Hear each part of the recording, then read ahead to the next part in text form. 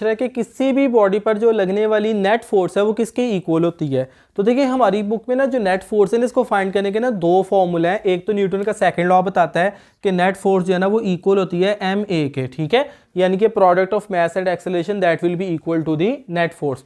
उसके अलावा आप फोर्स एंड मोमेंटम वाला टॉपिक में ना जहाँ पे हमने इन दोनों का रिलेशन पढ़ा था फोर्स और मोमेंटम का, तो वहां पर देखें जो नेट फोर्स है वो rate of change of momentum के बराबर होती है, ठीक है। तो इसका मतलब कि मेरा ए ऑप्शन और बी ऑप्शन बिल्कुल ठीक है। अब C option resultant of all the force, तो ये बात भी बिल्कुल ठीक है कि जब हम किसी भी बॉडी पर लगने वाली फोर्सेस का रिजल्टेंट निकाल लेते हैं वही उसकी नेट फोर्स होती है। इवन नेट फोर्स की डेफिनेशन ये है कि resultant of all the forces, जैसे कि यहाँ पर मैं एग्जांपल देता हूँ कि यहाँ पर 4 न्यूटन फोर्स लग रही है और यहाँ पर 6 न्यूटन फोर्स लग रही है, तो in that case 2 Newton force इस तरफ ये इसका रिजल्टेंट होगा और यही इसकी नेट फोर्स होगी। तो इसका मतलब कि मेरे तीनों ऑप्शन ठीक है। इट मीन्स दैट कि मैं डी ऑप्शन